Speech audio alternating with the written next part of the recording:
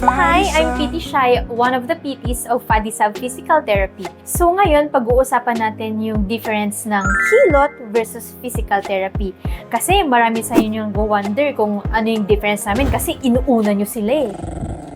So, eto na, yung biggest issue. Chika minute na po mga kapuso. Sa hilot, walang proper assessment yan. So, i-risk mo lang yung buhay mo dyan. Maaring lumala yung condition mo, maaring mabugbog yung muscle mo, or maaring walang mangyayari sa condition na nararamdaman mo. Kami. Walang nangyayari.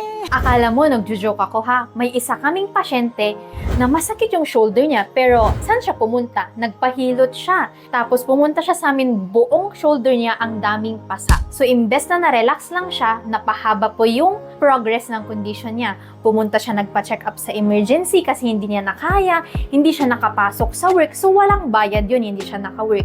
Tapos, last thing na ginawa niya, pumunta siya sa amin, malala na yung shoulder condition niya, hindi niya na maangat. In comparison naman to physical therapy, dito magkakaroon na ng proper assessment by the doctors. Tapos malalaman na natin kung anong machines or proper exercises na gagawin sa'yo or need mo muna ng imaging like X-ray or MRI. Doon pa lang masasabi mo na safe ka na. Ay, salamat! So, madaming nagtatanong sa mga first-time patients namin if masakit ba talaga ang magpa-PT. Case-to-case basis siya, pero if ever mababa yung pain tolerance mo, it's for us to adjust naman na itong down para makayanan mo at matolerate mo. And sa mga succeeding sessions mo naman, doon natin i-adjust kasi for sure may improvement naman na magaganap. So yun, safe na safe ka sa amin. I was assigned to Shai. Shai is a very jolly PT. She always checks if I'm comfortable or not. Shai, sabi ko, Shai, papasakit. Sabi niya, ay, sobrang sakit daw, ma'am. Sige, we'll adjust it to where you're comfortable but still there's progress. He adjusted accordingly to how I felt during the treatment. You listen to what I'm saying na hanggang dito lang yung kaya ko.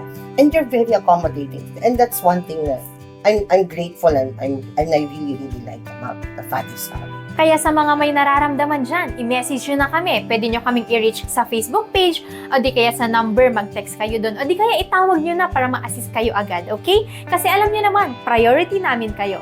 Kaya ano pang hinihintay nyo? Feel well at FADISAB. Feel well at FADISAB.